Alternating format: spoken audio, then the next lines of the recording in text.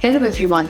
Did you know that India's AI skills are growing at 13%, whereas the demand for AI workforce is growing at an average of 30% annually?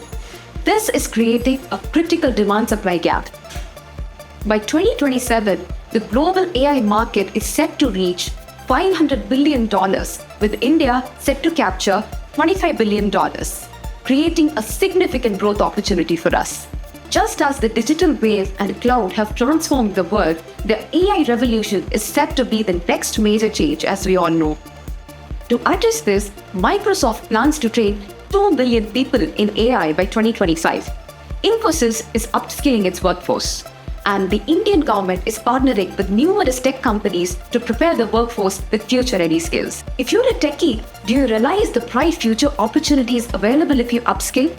But there's a catch over here. While mastering AI is important, learning coding languages like Java, C++, Python are equally important, because AI often needs to work with different softwares, different data tools, and interfaces. Learning these languages will make you more versatile and high in demand. So, what are you waiting for? Start upskilling today with Amypo Technologies.